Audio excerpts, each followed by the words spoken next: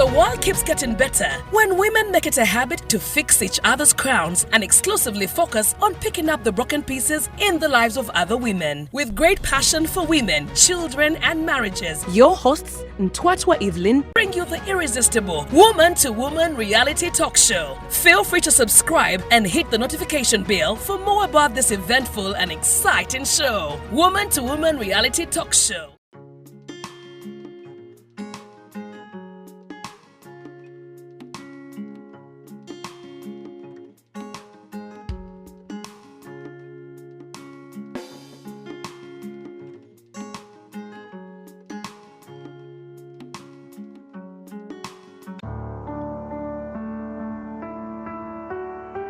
Well, welcome back from the break.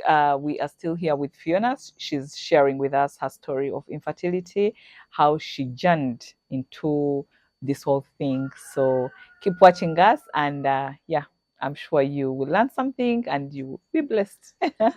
So Fiona, we were still on the when you started now IVF, and then you were on medication. Yeah. And then, so how was the progress? So for me, it was very hard. Like the whole journey of the treatment was very harsh on me. Also because it was hormonal, as I mentioned. Yeah. Already I'm experiencing a hormonal imbalance. And then Yes, they're adding they're adding me hormones. So I think for me the hardest part was the mental state that it put me in. Okay. As I mentioned, I was like a total wreck in all aspects of my life, from office to home to relationships with friends and all those things. But anyway, so getting back to the treatment, I did it when they harvest my egg, they harvest my husband's sperm, and then they join them together outside the body. And the reason why they do that, outside the body, not in your body. Not in my body. Wow. So what IVF does is it eliminates the process of the fallopian tubes. Oh. So I mentioned earlier that my fallopian tubes were partially blocked from the D&C that I had. So that means that the egg and the sperm have nowhere to meet. Even if they work on the hormones, the egg and the sperm cannot meet at any one point. Oh yeah. So that means that they will harvest, they will take them out of the body, they get my husband's sperm, put them together. Once an embryo is formed, then they transfer it back to the uterus. Okay. So the transfer is usually done. Now, also another thing that I experienced because of my hormonal imbalance, because of my PCOS that I have, I experienced something called hyperstimulation. Hyperstimulation is when polycystic ovarian syndrome means that my ovaries have I'm here to learn terms today. means that my ovaries have very many follicles. So follicles are the ones that grow eggs. Oh. And the normal number ranges from 5 to 7 in every ovary. Now mine has poly, means many. Many. Yes. Okay. So I have very many in one ovary. So that means that because there are many, they are fighting for life. Oh. To see which one goes out. Exactly. Yeah. And at the end of the month, you end up finding that nothing has come out.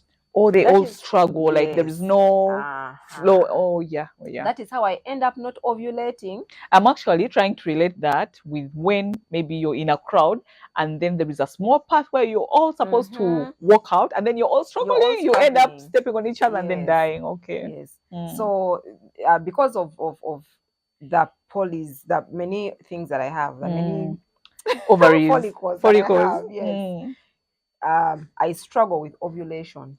That is why many times I will not have my period at the end of the month. Oh. Because no egg has been released. And so the way the body is. So you happen to get all that information after or maybe during that time of trying IVF, right? Because I feel like sometimes people don't get this information. Like you don't get to know what it is that is affecting you. I didn't get to know it then. Oh. But the journey that I am on, also the foundation that, when I say this is like a passion, I am passionate about it because I want to understand where exactly what exactly causes it. What caused my body to react this way? What is polycystic ovarian syndrome? You get it? Because sometimes you won't have the chance for a doctor to explain to you in depth. Some are not even willing to explain. Yes, no, they are willing if you ask. But when we go as patients, when we go to the hospitals, by the way, we don't know what to ask. So when the doctor tells you that you're sick of this is a medicine you're going to take, you take. And for me, I was a stubborn patient. I would ask my doctor, okay, what you've said, this is a medicine I'm taking. Why am I taking it? Yes. Yeah. Why am I doing this? Why is my body reacting like this? Why do my ovaries? What does it mean? So sometimes that's where I learn some of those terms and what it means and things like that. Okay. Yes. So I see where the passion really came from. So anyway, now I explained why the IVF, because the tubes are not working. So that's why it has to be done from outside, and then they transfer. Now, because there is also no guarantee that either IVF is going to work or that the embryos that have been created are going to implant. Because this is not a natural process that the body has. Because you see, the natural process, the woman goes into a period, then the body starts preparing slowly, so that when she gets pregnant, the uterus is ready to receive. So here the doctors, because they are giving you medicine, they are mimicking what they are trying to prepare your body for something that it has not naturally produced it. Yes. So of course with the now mine, as I mentioned, because I have many things, many ovaries, I ended up having hyperstimulation. So that means many eggs grew, so that my ovaries expanded beyond what their capacity should be. So it's very painful, like your whole system is not okay. Sometimes I know that I've read about it, and look, even the doctors talk about it. It can become fatal if not handled. So my cycle had to be broken. That is after the transfer? No, they didn't transfer. So they didn't transfer immediately. They had to first break it. Usually, if someone does a complete IVF cycle, when they get the eggs and after 3 days, they should do the transfer. Okay. But mine had to be cut, because the body had to first be let to relax and get back into the system. Its normal state. Yes, the system had to first relax, get back into its normal state. So I waited for a month for me to get a cycle now. Then the body resets. Actually. Now I'm imagining in this whole time the embryos is kept frozen. Where they're frozen. They freeze. Oh yes. So we have something called embryo freezing. We have something called egg freezing. There is sperm freezing. Wow. Yes. So for me, the embryos that were formed were frozen until you get better, so that they can. Until the body is now ready to receive them.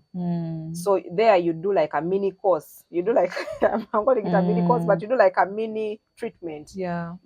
So this time the treatment maybe lasts about 2 weeks of preparing your uterus now to receive the embryos. Yes. And so then we chose to have a transfer of 3 embryos. Wow. Yes. And after the transfer, then you wait for 2 weeks. 2 weeks, which is the normal time a woman waits to do a pregnancy test. Yes, so I waited 2 weeks to do a pregnancy test. Luckily, my pregnancy test was positive. Wow. And after 6 weeks, they tell you to go and do a scan to see how many heartbeats. I mean, because I did 3 embryo transfers, so now they want to check, okay, how many have survived? Yeah, and I ended up having 2 of them. Wow. Yeah. So how was the journey? So the pregnancy journey. Now, some people, you're now normal. You are normal. Everything is okay. Yeah, you're a normal pregnant woman. And many times what I've realized is, because I remember when I was doing, when my results first came out that I was pregnant, they ask you, so are you going to do your antenatal from here or not? Actually, for the first 3 months, you're still on progesterone. Yeah. That hormone. So they have to, because during a normal pregnancy, progesterone helps to keep the pregnancy. Now, because it was not a normal, yes, they have to keep boost, you. So they give you supplements of that hormone. So for those first 3 months, you're on supplements of progesterone to help sustain the pregnancy. Yes. And after 3 months, they feel like you're in the safe zone. Yeah. So I remember they asked me if I wanted to do antenatal at the hospital, if I was going to change. Now, for me, I was comfortable with the hospital. I didn't have a problem. Yeah, where you were, like. Yeah. But I know that many women, as soon as they have a positive pregnancy test, They go to a normal hospital because they don't want to be associated with they had to go through IVF and stuff, and it happens because of the stigma that we are exposed that to. comes with. Yes. But yeah, so really the pregnancy then started, and unfortunately mine was a bit challenging because at about 4 months they realized that my cervix was opening, so I was going to lose the pregnancy. Yeah. And I had to do a cervical stitch to hold the uterus. Yeah, so that it doesn't. So did they explain the cause for that? No, that one they don't. They just say it's an incompetent cervix. Oh. Yeah, that's what they call them. Like your cervix is weak. Yeah. But also it is a multiple. You get it? So that means that the pregnancy is heavier than one child. One child, yeah. And one thing that I realized, actually ever experienced that, I think with my second born. I remember going to the hospital and then the doctor told me your cervix is, they measure, I think in millimeters or something, like I don't know meters, like it's very short, it can't hold the baby, so we'll have to stitch. Oh my god, like I kept like thinking I've had a child before and I was able to carry, why now, you know? So I went into, you know, trying other doctors and then praying, but then luckily enough, I didn't go for that stitch and I was successful. Yeah, that was good. Anyway, so one thing that I started, I told you I like to know what the things are, why is it happening? Yeah. I realized that even twins were naturally conceived. It's not a normal process for the body. The body was meant to have one baby. Yeah. So a twin pregnancy is an abnormality to the body. Oh. Yes. That's why you're at a high chance of having complications when you're having a multiple pregnancy. Yes, because the body is not meant to carry more than one child at a go. Was not even ready for it. Exactly, yeah. So for me, I got an incompetent cervix. They had to stitch, and it kept getting worse as months. So went at by. 5 weeks, I had to go on total bed rest because initially the doctor first told me, you slow down. If you're working over how many hours, maybe you sit more, like stand less, walk less, and things like that. So what I had to do is because I told him there's no way I can go on total bed rest, like sleep. Yeah. Actually, where it had gotten at 5 months is that I could not even sit. Yeah. Because when you're sitting, the pregnancy you're putting weight on the cervix. Yeah. So the bed rest that I was on was to sleep the whole time. And I told the doctor, it's not possible because I am working. I need money. Now these children are coming. Yes, how much am I going need to take do? Him. Yes. So he had to write me a bed, to take to your employee. That was the first time I think I disclosed to my employer, what I had experienced or the journey that I had walked. So I had to explain to them that I have struggled like this. I had to go for treatment. Now I am pregnant and it's at risk, so I have to sleep. Yes. Now, luckily, my employer was very, very understanding. They allowed me to go home and sleep. And I slept it was, I think, like 4.5 months. I slept from then up to 36 weeks. Wow. At 36 weeks. Like just rolling, come back, go shower, You go shower, yes. You come and eat, go back to bed immediately. Or just like sleep in the couch. Yeah. That was my life for about 3.5 months. Wow. Yes. So that was the journey. I had my 2 boys. Wow. And unfortunately for me, yes. But also, unfortunately for me, is that I then suffered from heart failure. After having the children? It started during the late stages of the pregnancy. It presented symptoms of difficulty breathing and the body was swelling. But the doctors kept saying that it was normal. It was okay? Symptoms. Oh. Yes, they kept saying it's okay. Many other women. Yeah, we usually like our legs swell and the feet swell. Yeah. And it's also hard to breathe because the pregnancy yes. is pushing up you cannot chest. Sleep a certain way because you're feeling, yeah. So they kept saying it was normal. The first 2 weeks, I think I ignored it. And at some point, I was like, no, these children have to come out. Otherwise, me, I feel like my life is going. Oh. So I went to the hospital at 35 weeks and I told them, you know what, I think I'm ready. Let the children come. And the And doctors sometimes first at said, 35, no, they feel like maybe they're it's not yet. It's not yet, especially if they are twins. Usually they are smaller. Yeah. So the doctor said, no, the children are not yet ready. They are going to get into incubation and it's so expensive, basically. And then their chances of surviving are low. But because I knew, and one thing that I tell people, as a patient, sometimes you feel something that you cannot explain to the doctor. and the doctor will not understand what you're going through. Yeah. So, my advice to medical practitioners is that when your patient comes and they express a concern of their health, you actually listen. Act. Because I knew that was not okay. I could not explain what it was. I feel like sometimes they follow, like, can I say it, like theory? Yes. There's okay, like the things that they have known. Yes, this is what has been happening. This is a standard thing. But things change. I mean, you're swelling, pregnant women swell. Your heart is, you're not breathing, pregnant women have difficulty breathing. Yes. So what I did is, the first time I went alone without my husband, the doctors refused. So the next week I went with my husband, and my husband was like, we are ready. Let the children come. Because me, I know this person and she's not okay. I see her at night. I would be there. Imagine I'm supposed to be sleeping. I'm supposed to be lying down. But I would get to a point and I have to stand. Because every time I would lie down, you feel like you can't breathe. I would be suffocating. So anyway, we made an appointment exactly at 36 weeks. The day they made 36 weeks in my stomach is the day we had the surgery to have them. Wow. Yes. And God is amazing that they did not need incubation. Oh, beautiful. They were perfectly fine. One was 2.8 kilos, another one was 2.6. Just now I was carrying a whole 5 point something kilos in my stomach.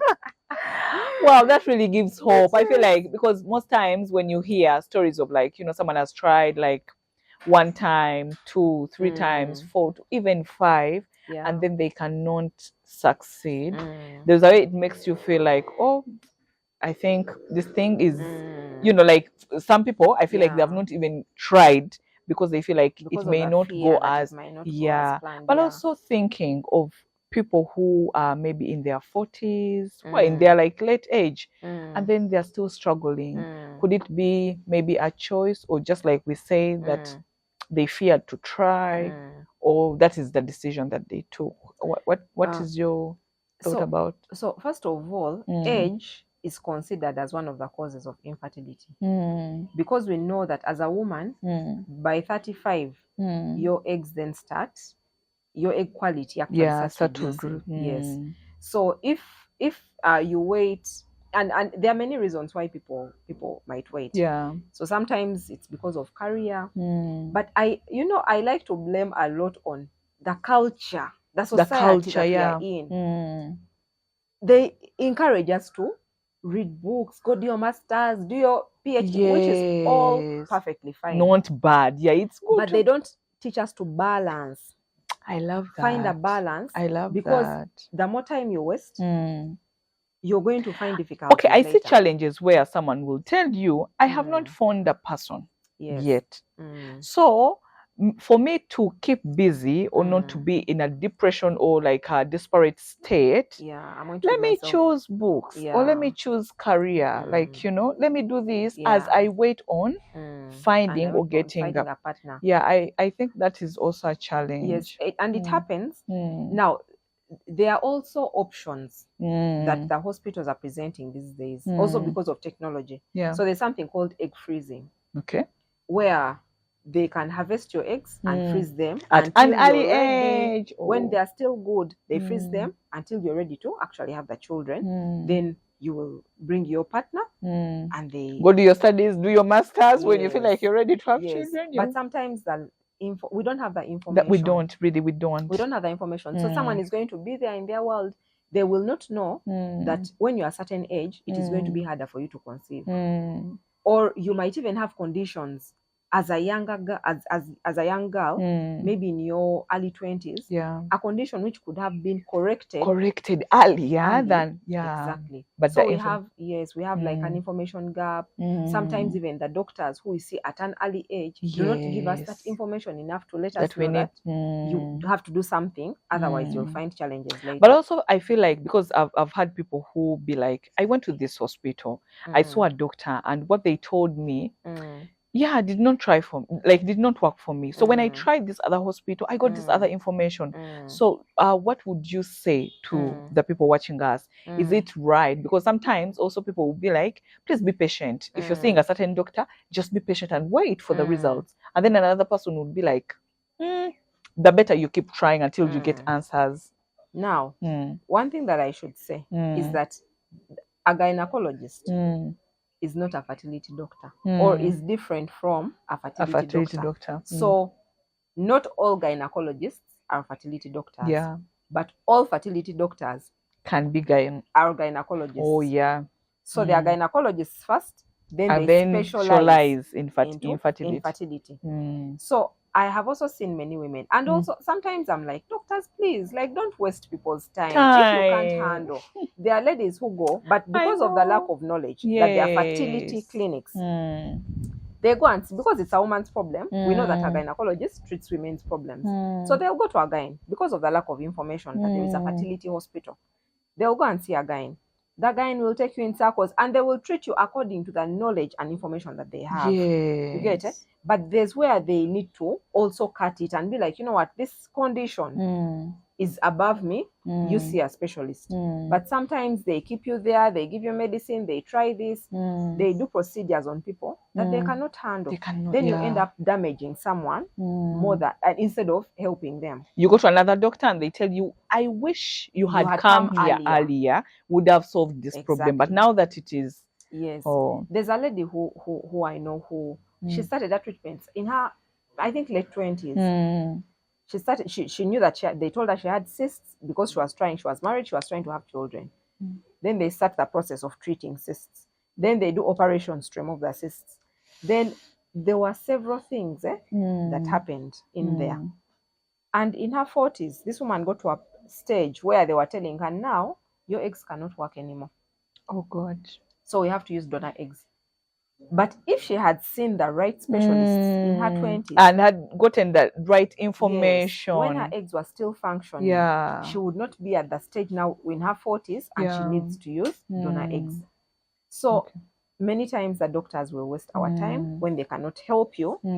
Sometimes even as we just do not have the information that there is a specialized fertility doctor who deals with fertility problems. And I like to ask people, when you have a heart problem, do you go and see a general doctor? You don't. You will look for a specialist. Exactly. Because you're like a cardiologist. I'm thinking for some organs or things on part of our body, we feel like they're too delicate. Yes. And you're like, I feel it should be like on all parts of our bodies that when it comes to that your specialist. Yes, you have to see a specialist. Okay. Anyway, that's really amazing. And Fiona, you are a Christian. Yes. I would like to ask, but maybe before we go there, because I wanted to ask you that as Christians, sometimes we are told to, wait on God, and which is not really bad. Which is not bad. But then again, after some time, maybe when you seek medical attention, they tell you, oh, you waited. You should have come to the hospital, keep the faith. But before we go on that journey, I've heard you in your conversation, in your sharing, talking about more of your husband, like giving you support, working with you the journey. How was it like even before, when you guys had not yet tried the IVF process? How was your relationship like when you were going through that struggle, the trauma, the emotional torture? Was your husband going through the same, or it was only you and the focus was Yes. How was it like? Okay. So I'm going to go forward, then I'll come back. Yeah, true. So when I mentioned I suffered from heart failure, so after giving birth, I had a whole year while I was on treatment, and my life was significantly slowed down. So even as much as I went back to work, I used to work half day because my employer also understood that I was not well. So I had a very long time to reflect and to think, to look back on the journey that I've had or the journey that I've walked. And I realized that there are many things that had been happening behind the scenes, if I should say. There are many things that I didn't realize were happening. So my relationship with my husband had started struggling. Now you're back. Yeah. When we were still trying. You know, you get into weird arguments about weird things. You're emotional. But you don't know exactly what it is. But at that point, I knew that I was the victim. And I wanted to be treated as such. Anyone who said anything that did not please me was cut off. And that's why I said at some point I lost friends because I was easily offended. I was basically in a very bad emotional state, but I did not know. So I contributed a lot to many of my relationships that went sour. I contributed a lot to what was happening in my marriage. So we walked the journey, yes, my husband, and he was very patient. As much as, you know, many times when I was, let me say, like struggling, I didn't even know that he was struggling himself. Why? Because he didn't. And I think, most times, like, we feel like we have already discovered that the problem is me. So for you, you're not struggling in any way. It's me struggling. So your attention should be on me all the time, like to find out. I think that reflects and puts you in a position of like, now the man is not concerned. He's not, maybe sometimes you may even feel like maybe he's not caring because it's not his problem. And so for me, one thing that I discovered is that first of all, we need to look at ourselves outside our situations. Because which is not easy. It's not easy in that moment. And that's why I am very happy that awareness these days is going out and the support is there. Because when you have a community that can, when you experience a woman who tells you, for me, I struggled like this. Let me say my marriage was on the rocks and it was breaking because this is what I was doing. They'll be on their guard. They'll be sensitive. You'll be more aware to what is happening. Now, when I was experiencing, because I didn't even know that there were communities that were helping who are struggling with infertility. For me, I was basically handling life the way I understood it. I was the one who was struggling. I wanted my husband to act a certain way. I wanted my friends to act a certain way. But that life is not about me. You get it? But also as you're struggling, the people around you are struggling in their own ways. I know, they also have their own problems.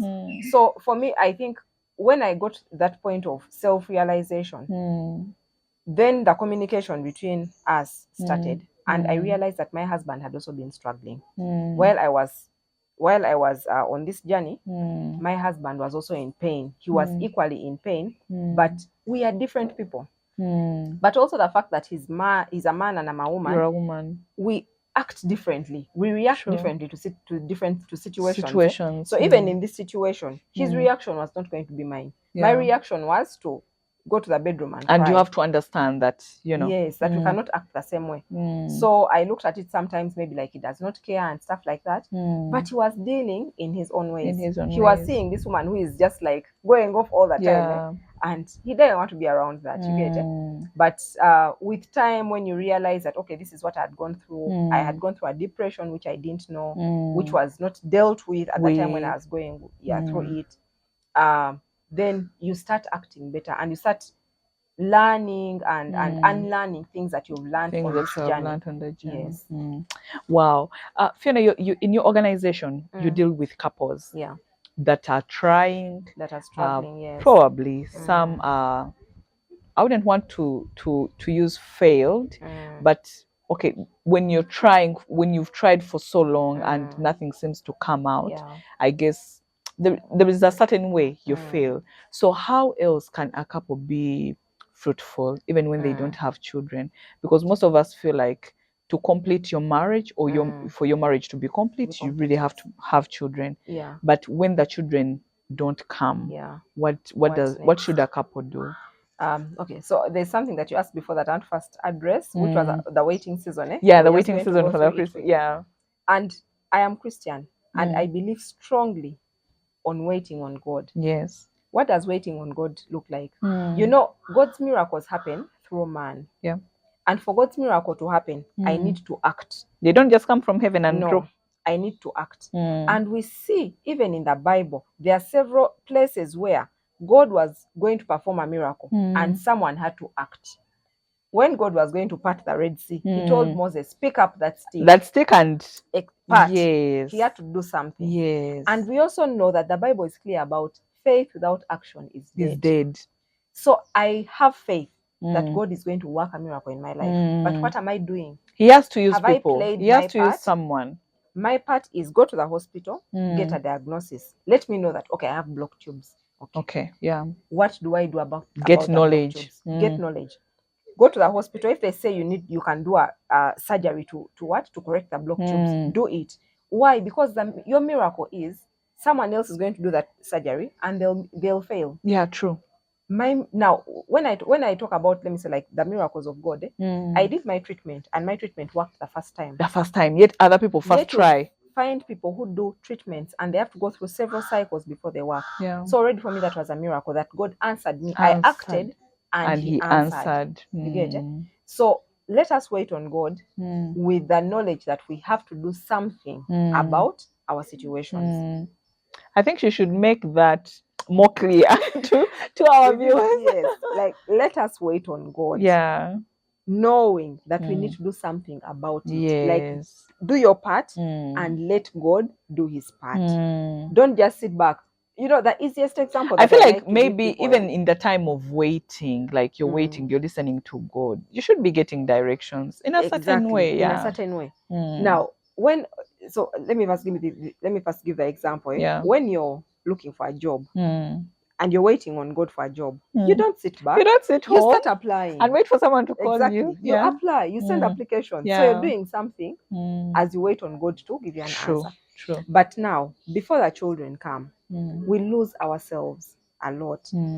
And there are programs that I am running with the foundation, which are also encouraging. There's information that we are disseminating, which talks about we are more than mothers, we are more than fathers. Yes. Because God has created us for a purpose. For a purpose. Yeah. And many times that purpose, it is not the children, but also when you meet your husband or when we meet our partners, it is for companionship. Yes. And that is why God created man and woman, for Mm. companionship. And the children came as a blessing.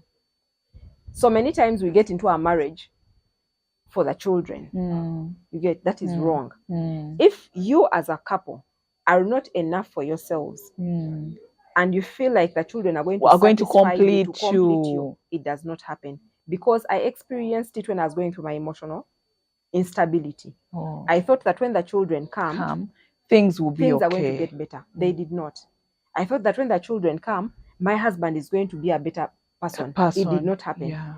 It took me to do the work on myself and to pray for my husband and for my husband to actually change. And for the two of us to understand each other and know that we have gone through this, but these children have not contributed anything to the mending of our relationship. Actually, when you say that, it has just reminded me of when we were having a certain conversation before the show, when you mentioned that sometimes even the delay of the children, God is trying to make the environment where children are coming right. Like, you know, what would you say about that?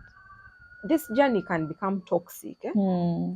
And I say this because I am a woman and I know the journey that I went through, and especially for the women. Yeah. We can become very toxic while on this journey. And when God does not envision his children, his growing up in the mess, he does not envision his blessing coming into a mess. I know. So what I encourage ladies especially is to first have like a self-awareness, self-check, self-awareness, self-search. Then then also understand that your partner that you're with, if he's acting a certain way, there are reasons why. And I tell people that a relationship failing, whether it's a relationship between friends whether it's you and your child, whether it's you and a relationship is between two people. So there's a contribution that the other person has, and there's a contribution that you have. But if we keep pointing fingers, the other person has done, the other person has done, it's never going to work until you know that I have a part to play in this. Yeah. If I need to become a better person, and the testimony that I like to give is, so for me, when I became a born again Christian, I purposefully started praying for my husband. And right now, my husband is a born again Christian. Wow. And right now, my husband, you know, like sometimes I don't want to go to church. He's the one to, yet you're the one who prayed for him. He has taken up his role as a priest of the house. Yet it started from you. It started from me. And he has taken up, when there's something that's going wrong, by the way, his aunt will come and tell me, Fiona, the enemy is attacking. We need to pray. So there are many things that when we don't realize and we keep pointing fingers, the other person has done this, the other person has done this. We are destroying the relationship. So back to our question, when the children don't come, how best or how else can a couple be fruitful and embrace the situation? So first of all, if you know, there are many things, when I go back to the companionship, there are many things that you as a couple are able to accomplish even without the children. A lot. But the things, it all starts with your mental state. So if you do not seek help to know that, okay, this is where I am, this is where my husband is, then you're never going to be fruitful in any way. True. You get it? So one, you need to be in sync. In unity. In unity with your partner. And to understand that, you know what, there's a lot that I can do even without the children. There's a lot that I can support my husband to do to succeed at his work, whether it's supporting in a business, whether it's to, you know, that we can do even before the children come. There are couples that I know that have taken on adoption. Wow. And when I talk about adoption, it is not everyone's calling. Yeah. You get it? There are people who will struggle with it. I love you talk about that because sometimes we are quick to saying, if you're not getting children, I mean, just adopt. Yes. It is not that easy because not everyone has the grace. Not everyone exactly and has that calling to actually adopt. So for me, I also tell people that before you get into it, because sometimes us as people struggle, we use it as a catch because we've had stories of this one adopted and they got pregnant. This was adopted and they got pregnant. So you start doing I get it as you a right. catch. Yeah, like it's like you're testing God. Exactly. Let me adopt a child and I see if you cannot bless me. Exactly. But that's not how God works. Because God sees our hearts. He's that the is only powerful. person who searches our hearts. That is powerful. So the adoption, and when I say this, for me it's because you know I am living in that person who even fears adoption. Why? Yes. Before I got married and before I knew that I would have challenges, I wanted to adopt, and I knew that I was going to adopt. My husband was, you know, he had also had some friends who adopted and he loved the stories. You get it? So even when we got together, we knew that at some point we are going to adopt a child. Right now, the journey has stalled for me to adoption because I keep asking myself, what is the reason why I'm going to adopt? Right now, I feel like my heart is not in the right place. You get it? I don't want to adopt because I know that, oh, God is going to probably bless me with a child. Or the society is going to applaud me for, you know, being a great... for the service that I'm going to offer. I'm opening up my home to a child. No. Wow. For me, I'm like, first of all, do I have the capability, the capacity to love on this child the way I'm going to love my children? That is powerful. That is powerful. It is something that many times we rush into because you've had this one adopted and they had this one adopted and sometimes with wrong intentions, just like you said. And the truth is there are very many success stories when it comes to adoption and eventually giving birth. But let's do it. Has God guided you? Has God guided you? Wow. Because you're going to do it sometimes. God will not bless something that does not come from a clean place. Amazing. I feel like we should not stop. But anyway, I want you to, in a few words, a word of encouragement, a word of hope to the women out there, to the couple out there that is struggling, that has been trying, that is still trying. What would you say or what would you tell them? you know, sometimes I lose the words, or I don't have the words to tell a couple like this, because I empathize, and I know the struggles, and I know the pain that is like, that comes from the deepest part of your heart. Yeah. But one thing that I would like to say to encourage you is that God sees you. Yeah. And God sees your pain, and He is faithful. He's a God who does not fail. And you know, if the prayer that I have for a lot of couples who are struggling is that God answers you with peace. In whatever season that He's going to lead you to, let it be a season of peace. Yeah. And I tell people that right now, my husband wanted to have 7 children, and we have the twins. Yeah. The desire to have more children has not gone. And he still talks about it. Yeah. But even with the noise and the personal pressure that I put myself on, that I need to have other children, God has given me a peace. That in this season, while I wait on Him and pray for direction on what direction to take, He has allowed me to go through it peacefully and joyfully, but also continuing to serve Him and worship Him and just glorify His name, because He's amazing. You know, eh? So right now I know that whether God gives me other children or not, He's still God. True. It does not take away from Him. It does not change that He's good. Yeah. He's still God. So it is just to remain faithful. Remain faithful. That is the word, faithful. Do not lose heart, because our God answers.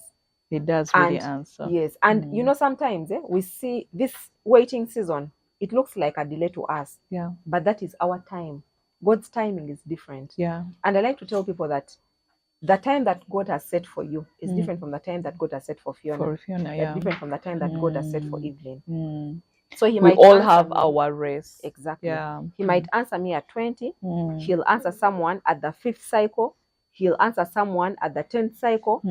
But that is His timing. Because the money that you have cannot dictate or determine that you're going to have those children. And that's one thing that I want us to know, that every result that we have out of the fertility treatments is God's decision. Yeah. He's in it, and if He has not willed it, you will do treatments and they will not work. Settle with it. Yes. Beautiful. But before we close again, you talked about the organization. Please share with us where does your like, in case someone wants to, you know, get to know more about the organization, please share with us, and then maybe your contact, and also mainly in your organization, what you do. You talked about the mentor. You handle mental health, right? So please share with our viewers so that they can get. So our organization is called Rainbow Hearts Foundation. We abbreviate it as RHF on all our platforms. And with RHF, our main objective is to create awareness about infertility. We also provide mental health support. We also provide access to fertility medical interventions. Now, please note, we provide access. We are not a hospital, but we partner with fertility clinics, so we can guide you on which fertility clinics to go to. Now the thing of the mental health, we have that one. We have counselors. Right now, I am also a peer-led counselor. I am not a professional counselor, but I am through experience. I am able to talk to some people and give some guidance on what to do. You can find us on Instagram, and our handle is RHF _UG1. On X, which is former Twitter, it is RHF _UG. Our website is www.rainbowheartsfoundation.org. And my contact, let me just give my personal contact. Yeah, it's okay. Is 0782 963698. And lastly, Fiona has a channel also. Yes, a YouTube channel. She specializes in infertility or fertility journey, whatever you want to call it. What is it called? Our channel is called The Elephant in the Room. Yes, because we want to bring this elephant. Yeah, they want to bring it out. Yes. So our YouTube channel is called The Elephant in the Room. Watch our content. We just share encouraging messages to people who are walking this journey, but also to those who are around who are struggling, just to guide them on how you need to interact with. Wow, how can I say thank you? But anyway, Oh, thank it's you so amazing. much for being here. Thank you for accepting to come and share with the world. Thank you for all that wisdom and the knowledge that you're giving out. I mean, it's selfless because not everyone would want to come and share. Yeah. May God really bless you and Amen. also fulfill your Fulfill my desires. Yeah. Amen. Yeah. But to our viewers, we want to appreciate you so much. Thank you for watching us. Please don't forget to subscribe, like, and share out this content. Until next time, Bye-bye. bye-bye.